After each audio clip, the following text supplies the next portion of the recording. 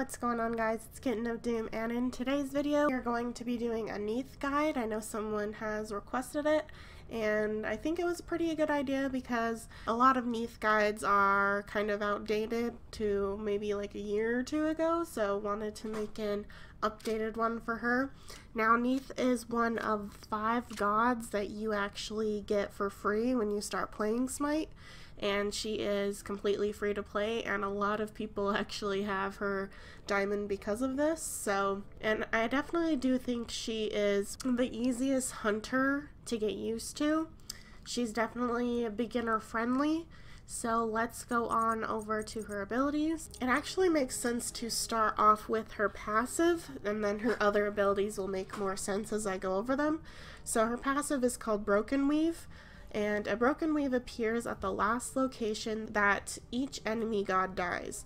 A Broken Weave gives her abilities secondary effects, which is used on the Broken Weaves. These weaves last for 1 minute. So going into her first ability, which is called Spirit Arrow, Neith fires a shot that passes through everything. Each enemy hit takes damage and is rooted. If the Spirit Arrow hits a Broken Weave, the weave detonates, dealing an additional 100% of the damage and applying a root to all enemies in the area. And the root scales up from 1.2 to 2 seconds, so it's a pretty powerful root and good damaging ability for her. Second ability is called Unravel. Neith neatly unravels the world weaves, damaging all enemies in the target area, reducing their attack speed and healing Neith for each enemy hit up to 3. Any broken weaves in the area are removed, healing Neith for an additional amount. And there are all the stats on this, just showing how you can heal and the damage, and does give an attack speed debuff, so this is pretty good to put on enemy hunters in like Conquest to give you a little bit of a boxing edge, and can definitely help you heal up. So it's a good ability to keep her sustained and helps her box in lane. Third ability is called Backflip. Neith backflips through the air, creating a broken weave as she leaps while damaging and slowing enemies in the area in front of her. And that is the damage and the slow duration. So the slow, it goes up to 4 seconds, so it can be pretty impactful. And this is Neith's way of making her broken weaves other than having enemy gods die. So this is like the main ability you want to be using to make those weaves. Ultimate is called World Reaver. Neith charges up and fires an arrow across the world, seeking its target through obstacles. Enemy gods take damage and are stunned. The arrow can be fired quicker for diminished results, and damage goes from 230 to 490 plus 120% of her physical power, and the stun is always going to be 1.5 seconds. So this is what makes Neith really potent. She has a global presence with her ult, so she can definitely always be a presence, you know, especially in Conquest. If someone's getting away with really low health, you can just ult them and you have the kill secured. Really cool ability and really easy to hit. The only thing you have to watch out for is if enemy gods move in the line of sight of this ability while you fire it, it will hit the first enemy god. So if someone moves in front of someone who's low health, then they'll actually take the ult for them.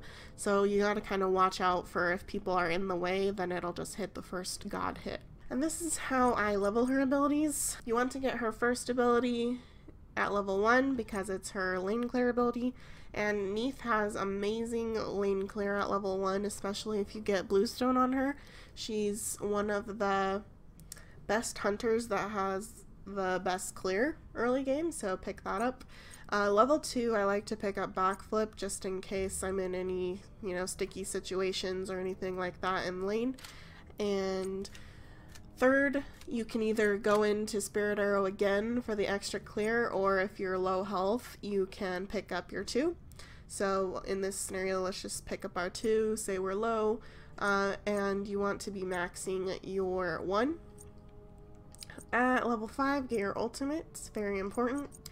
And I actually like to max her 2 second just because of the a little bit extra damage, and the heal just helps out a lot. And I always like to level up her ult whenever I can get it because of the extra damage it has.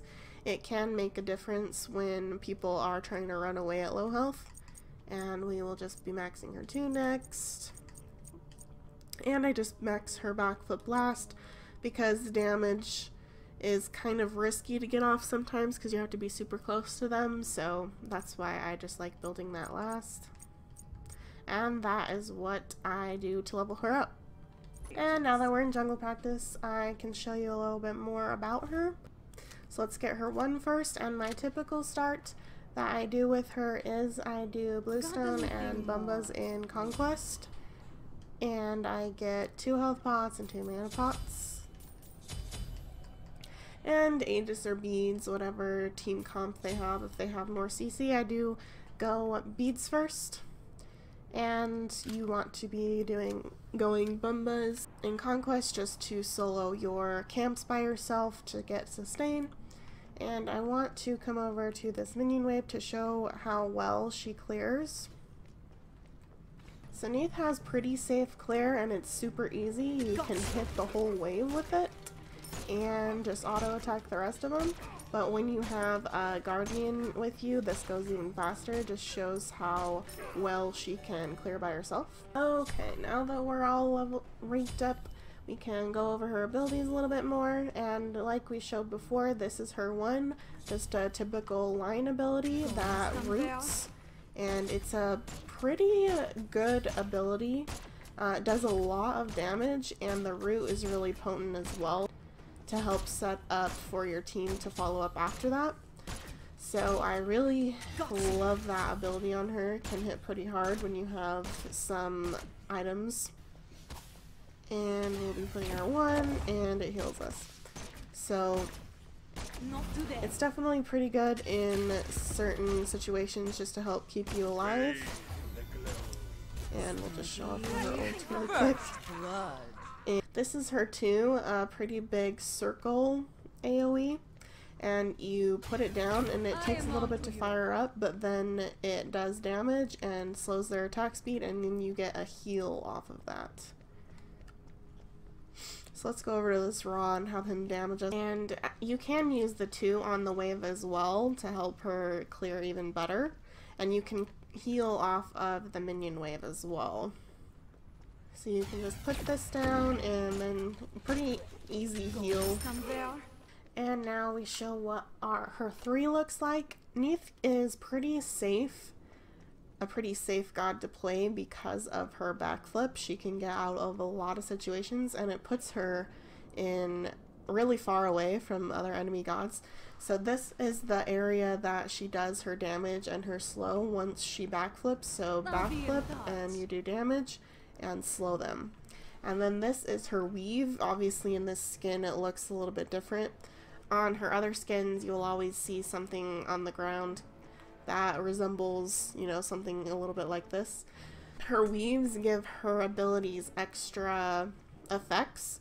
So this is what her 1 looks like normally, but if you put this over by her weave, it actually blows up and does a lot more damage. So always try and pay attention to where your weaves are and try and set up your weave, you know, if in front of their tower or anywhere else, and it can be a really, really good zoning mechanism because people can see your weaves as well, the enemy team. And if you put your 2 over your weave, you just heal for a lot more than you regularly would. For combos, she's kind of pretty straightforward. Sometimes, like if you want to set up a weave, you can backflip straight into your 1 and use that weave, and it gives off pretty good damage. You can be like auto attacking, use your 2, you know, to help reduce their attack speed and give you some health. Other than that, you can just keep autoing and use your 1 and your 2 on them. If they're really low and you can confirm, use your backflip, and that's actually an achievement to get a kill with your backflip, so it's definitely possible, but be careful because then if you don't secure it, then you're pretty far away from them. And this is her ult. Pretty cool. She's, you know, just setting up for a really cool snipe. In this skin, it looks really cool as well. But she can snipe anyone on the map that she has line of sight on.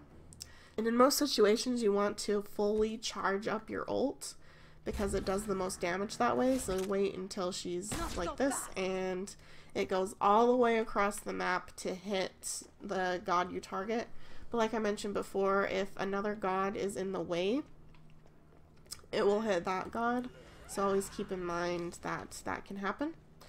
So just to demonstrate how far it can go, even though general practice isn't too big, I have line of sight on this Raw, so I can just snipe him, and it hits him. So it's a really easy ability to hit. And Raw just killed Raw. That was really weird. But pretty much with Neith, just try and keep an eye on where your weaves are and use them to their full potential, and you can do a lot of damage with them. As for building her, I always like to do Warrior Tab because she is an ability-based hunter. She can go crit if you want to go crit, but I just typically like doing ability-based builds on her. So with ability-based hunters, I love Transcendence. Gives you a shit ton of mana, MP5, and a lot of physical power when you have all of your stacks. And next is Up to You. She does have a heal in her kit, so if you don't want to go lifesteal, you don't have to. I typically like going Aussie right after Transcendence, just because it helps you solo Gold Fury and Portal Demon by yourself without your team, so you can get those away pretty fast. And if you didn't want to go Aussie after this, you could go Executioner. After that, I would pick up more pen. I really like the Crusher, and I think Crusher is really great with Neith because hitting your basic attacks will subtract 1 second from all of your abilities, and since she's an ability based god, she does a lot of damage with her abilities, so I like picking that up. And then we're gonna be selling those and picking up even more pen. Jotun's Wrath is really great on Neith for, again, the extra cooldown, and gives you even more mana and penetration. So, and if you didn't want to go Jotun's, you could go either one of these other two penetration items. If they had a healer, any healing on the other team, I would actually not go Jotun's and pick up Brawlers. Gives pretty good physical power and penetration as well as the passive. And you could even go even more pen if you wanted to and pick up either Titans or Jotuns if you went the Brawlers route. Have some fun. This build really lacks attack speed, but it has a lot of power, so just keep that in mind. If you wanted more attack speed, you could sell some other things that I could go into later. But these are what her auto attacks are hitting like, and her 1 can hit pretty hard. And she gets a guaranteed, a couple guaranteed autos after she hits her 1. You better watch out. 2 hitting for 361, and Backflip actually hits pretty hard at 411. And this is her fully charged ult. Where do you think you're going? It does 747, so it can hit really hard. And since this is lacking attack speed, and if we wanted to go Jotuns, we could do something like get Jotuns and also get Odysseus Bow. Gives her a lot more attack speed and gives those Odysseus Bow procs. Typically with pen builds, I do like building Odysseus Bow. And see, with that weave, we pretty much did 1,000 damage right there because of that weave damage explosion. And late game, I would sell Aussie for Bloodforge. Gives some pretty good physical power and the lifesteal as well as the passive.